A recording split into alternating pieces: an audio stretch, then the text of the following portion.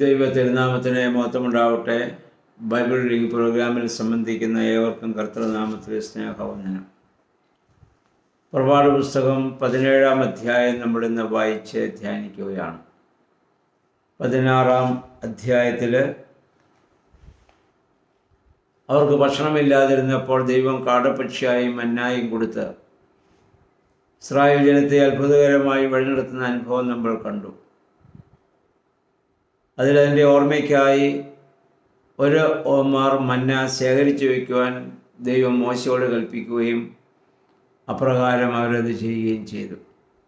ദൈവം അത്ഭുതകരമായി വഴി നടത്തിയതിനെ എന്നും ഓർക്കുന്നതിന് വേണ്ടി ഉള്ളൊരു ക്രമീകരണം ദൈവം അവിടെ ചെയ്യുകയാണ്.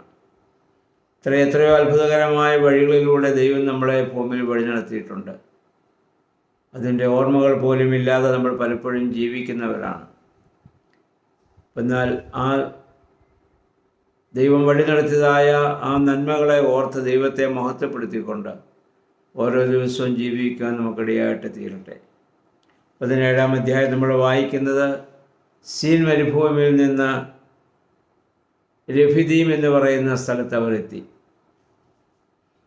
അവിടെ എത്തിയപ്പോൾ അവർക്കുള്ള പ്രശ്നം കുടിക്കുവാൻ വെള്ളമില്ല. ഭക്ഷിക്കുവാൻ മന്നായും കാടൽ പക്ഷിയൊക്കെ അവർക്ക് ലഭിക്കുന്നുണ്ട്, പക്ഷേ കുടിക്കുവാനായിട്ട് അവർക്ക് വെള്ളമില്ല. വീണ്ടും പ്രതിസന്ധിയുടെ അനുഭവത്തിലേക്ക് അവർ കടന്നു വരികയാണ്. നമ്മുടെ മരുഭൂമി യാത്രയിലും ഇതേ പ്രതിസന്ധികൾ ഒന്നിനു പുറകെ ഒന്നായി നമുക്ക് ഒരുപക്ഷെ നേരിടേണ്ടി വന്നേക്കാം.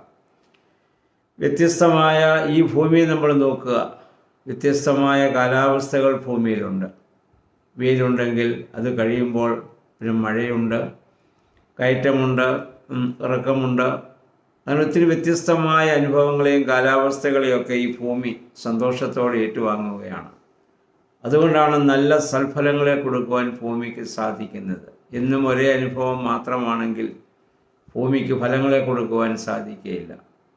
ഇതുപോലെ തന്നെയാണ് നമ്മുടെ മനുഷ്യ ജീവിതത്തിൽ വ്യത്യസ്തങ്ങളായ അനുഭവങ്ങളിലൂടെ നമ്മൾ കടന്നു പോകേണ്ടി വരും. അപ്പോഴാണ് നമുക്ക് നല്ല ഫലങ്ങളെ പുറപ്പെടുവിക്കുന്ന ആ നല്ല വൃക്ഷങ്ങളായി ഭൂമിയിൽ ജീവിക്കുവാൻ നമുക്ക് സാധിക്കുന്നത്. അവർ മോശയോട് വീണ്ടും അവരെ പിറുപിറുക്കുന്ന, മോശയെ കുറ്റപ്പെടുത്തുന്ന വലിയൊരു അനുഭവത്തിലേക്ക് കടന്നു വരികയാണ്. നമുക്ക് നമ്മുടെ ആഗ്രഹങ്ങൾ അനുസരിച്ച് ദൈവം പ്രവർത്തിക്കാതെ വരുമ്പോൾ, അല്ലെങ്കിൽ മറ്റുള്ളവർ പ്രവർത്തിക്കാതെ വരുമ്പോൾ അവരോട് നമുക്ക് നീരസവും വെറുപ്പും വിദ്വേഷവും ഒക്കെ ഉണ്ടാവുക സ്വാഭാവികമാണ്. അപ്രകാരം ഒരവസ്ഥയിലേക്ക് ഈ ജനം കടന്നു പോവുകയാണ്. ഇത്രയും നാൾ ദൈവം അവരെ ചെങ്കടൽ കടത്തിക്കൊണ്ടുവന്നതും അത്ഭുതകരമായി വഴി നടത്തിയതും മന്നായും കാടൽ പക്ഷിയും കൊടുക്കുന്നതൊക്കെ അനുഭവിച്ചുകൊണ്ടിരിക്കെ തന്നെ ദാഹിച്ചപ്പോൾ അവർ വീണ്ടും മോശയ്ക്കെതിരായിട്ട് അവർ പിറുപിറുക്കുകയാണ്. മനുഷ്യ സഹജമായി നമുക്കും ഈ ഒരു സ്വഭാവമുണ്ട്. നമുക്ക് എന്തെങ്കിലുമൊക്കെ കുറവുകൾ വരുമ്പോൾ ഒരു പിറുപിറുക്കുന്നതായ അനുഭവം. യഹോവയായ ദൈവം മോശയോട് പറഞ്ഞു, നദി അടിച്ച ആ വടിയുമായി നീ ഹോറേബ് എന്ന സ്ഥലത്ത് ആ പാറയുടെ മേൽ നിൽക്കുക. ആ ഹോറേബിലെ പാറയെ നീ അടിക്കുക, അതിൽ നിന്ന് വെള്ളം പൊട്ടിപ്പുറപ്പെടും. ആ തീക്കൽ പാറയിൽ നിന്നുള്ള വെള്ളം കൊടുക്കുവാനുള്ള ക്രമീകരണം ദൈവം ചെയ്യുകയാണ്.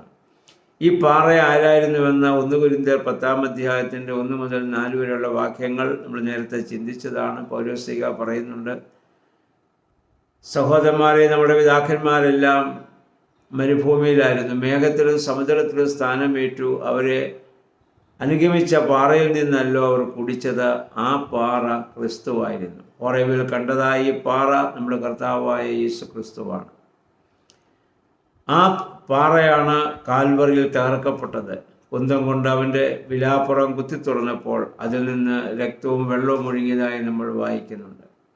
അതിനുമുമ്പ് യോഹന്നാൻ്റെ സുവിശേഷം 7-ാം അധ്യായത്തിൽ നമ്മുടെ കർത്താവ് ഒരു വലിയ പെരുന്നാളിൻ്റെ ദിവസം യെരൂശലേം ദേവാലയത്തിന് മുന്നിൽ നിന്ന് വിളിച്ചു പറഞ്ഞു, ദാഹിക്കുന്ന ഏവരുമേ എൻ്റെ അടുത്ത് വന്ന് കുടിക്കുവിൻ. എന്നിൽ വിശ്വസിക്കുന്നവരിൽ നിന്ന് ജീവജലത്തിൻ്റെ നദി ഒഴുകും. എന്നിൽ നിന്ന് പാനം ചെയ്യുന്നവരിൽ നിന്ന് നദി ഒഴുകുമെന്നാണ്. നമുക്കറിയാം, ഒരു മനുഷ്യൻ്റെ ദാഹം തീർക്കുവാൻ 2, 3, 4 ഗ്ലാസ് വെള്ളം മതി. എന്നാൽ ഒരു നദി ഒഴുകിയാൽ ഒരു ദേശം മുഴുവൻ, അത് പോകുന്ന സ്ഥലയിലെ സകല ജീവജാലങ്ങളും വൃക്ഷങ്ങളും പക്ഷികളും എല്ലാം അതിൽ നിന്ന് പാനം ചെയ്യുവാൻ സാധിക്കും. ഒരുവൻ ക്രിസ്തുവിൽ നിന്ന് തൃപ്തനായാൽ അവൻ മുഖാന്തരം മറ്റനേകർക്കത് തൃപ്തിയിലേക്ക് അവരെ വഴി നടത്തുവാൻ കാരണമായി തീരുമെന്നുള്ളതാണ്. അപ്പോൾ ഇനിയും അവിടെ വെച്ച് അവർ ദൈവത്തെ പരീക്ഷിച്ചു എന്ന് പറഞ്ഞുകൊണ്ട് ആ സ്ഥലത്തിന് മസ്സ അഥവാ മെരീബ അഥവാ കലഹത്തിൻ്റെ സ്ഥലമെന്ന് മോശ പേരിടുന്നതായി നമ്മൾ കാണുന്നുണ്ട്. 8 മുതലുള്ള വാക്യങ്ങൾ നമ്മൾ കാണുന്നത് ഇസ്രായേൽ ജനത്തിൻ്റെ മരുഭൂ യാത്രയിലെ ആദ്യത്തെ യുദ്ധത്തിൻ്റെ അനുഭവമാണ്. അമാലേക്യരായ ആളുകൾ ഇവരോട് യുദ്ധം ചെയ്യുവാൻ വന്നു. അപ്പോൾ ആ സമയത്ത് മോശ യോശുവയുടെ സഹോദരപുത്രനായ യോശുവയോട് പറയുന്നു, നീ ചെന്ന് ആളുകളെ കൂട്ടിക്കൊണ്ട് അവരോട് നീ ചെന്ന് യുദ്ധം ചെയ്യുക. ഇവരെ വഴിയാത്ര പോകുന്നവരാണ്. അങ്ങനെ യുദ്ധം ചെയ്യുന്ന സമയത്ത് ഇസ്രായേൽ ജനം ജയിക്കുന്നതിന് വേണ്ടി മോശ പർവ്വതമുകളിൽ കയറി കൈ ഉയർത്തി നിന്ന് പ്രാർത്ഥിക്കുകയാണ്. യഥാർത്ഥ പൗരോഹിത്യത്തിൻ്റെ വലിയ ശുശ്രൂഷ നമുക്കിവിടെ കാണാൻ സാധിക്കുന്നുണ്ട്. മോശയുടെ കൈ എപ്പോഴൊക്കെ താഴുമോ അപ്പോൾ ഇസ്രായേൽ ജനം ഇത് തോൽക്കുന്ന അനുഭവം, കൈ ഉയർത്തിപ്പിടിക്കുമ്പോൾ ഇസ്രായേൽ ജനം ജയിക്കുന്ന അനുഭവം നമുക്ക് കാണാൻ പറ്റും. കുറേ കഴിഞ്ഞപ്പോൾ മോശയ്ക്ക് അങ്ങനെ നിന്നുകൊണ്ട് കൈ പിടിക്കാൻ ബുദ്ധിമുട്ടായതുകൊണ്ട് ഒരു കല്ല് നീക്കിയിട്ട് കൊടുത്തു. മോശ അതിന്മേലിരുന്നു. എന്നിട്ട് മോശയുടെ കൈ 2 വശങ്ങളിലുമായി ആളുകൾ ഇങ്ങനെ പൊക്കി പിടിച്ചു. അത്രമാത്രം മോശ ഈ ജനത്തിന് വേണ്ടി അവിടെ ത്യാഗം സഹിക്കുകയാണ്. പ്രിയമുള്ളവരെ, നമ്മുടെ കർത്താവ് കാൽവറിയിൽ എന്തെല്ലാം ത്യാഗങ്ങൾ നമുക്ക് വേണ്ടി സഹിച്ചു എന്ന് നമുക്കറിയാം.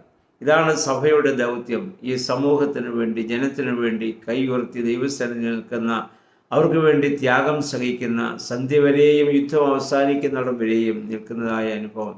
അത് പൈശാചിക പ്രകോപനങ്ങളെയൊക്കെ നമ്മൾ നേരിട്ട് ജഡം, ലോകം, പിശാചികവും മൂന്നിലെ പോരാട്ട സഭയിൽ നമ്മൾ ജീവിക്കുന്നവരാണ്.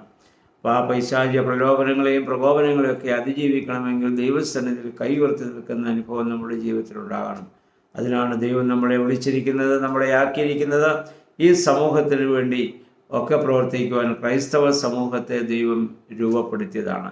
അതിലേറ്റവും പ്രധാനമായി പുരോഹിതന്മാരും അല്ലെങ്കിൽ വിശ്വാസികളും എല്ലാവരും ആ പൗരോഹിത്യ ഗണത്തിൽപ്പെട്ടവരാണല്ലോ. ഞങ്ങൾക്കുള്ളത് ശുശ്രൂഷ പൗരോഹിത്യമാണ്. ആ ശുശ്രൂഷ പൗരോഹിത്യത്തിലുള്ളവരും ഇത് പ്രത്യേകമായി ശ്രദ്ധിക്കേണ്ട ഒരു വലിയ കാര്യമാണ്.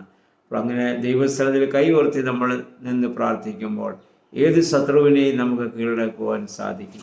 അപ്രകാരം പ്രാർത്ഥനയുടെ അനുഭവത്തിൽ ശത്രുവാകുന്ന പിശാചിനെ തോൽപ്പിക്കുന്ന അനുഭവത്തോടെ ഈ ഭൂമിയിൽ ജീവിക്കുവാൻ ദൈവം നമ്മെ സഹായിക്കുമാറാകട്ടെ. അത് ആ യഥാർത്ഥ പാറയാകുന്ന ആ ക്രിസ്തുവിൽ ആശ്രയിച്ചുകൊണ്ട് നമുക്ക് ജീവിക്കാം. അവരുടെ ഈ 16, 17 അധ്യായങ്ങളൊക്കെ വായിക്കുമ്പോൾ നമ്മുടെ ജീവിതത്തെ അതുമായി ബന്ധപ്പെടുത്തി ചിന്തിക്കുവാനും അതനുസരിച്ച് ജീവിതത്തെ ക്രമപ്പെടുത്തുവാനും ദൈവമേ, പരിശുദ്ധാത്മാവെ ശക്തീകരിക്കണമേ എന്ന് ഞങ്ങൾക്ക് പ്രാർത്ഥിക്കാം. എല്ലാവർക്കും നല്ലൊരു ശുഭദിനം ആശംസിക്കുന്നു. ദൈവനാമം മാത്രം മഹത്വപ്പെടുവാൻ ഇടയാവട്ടെ.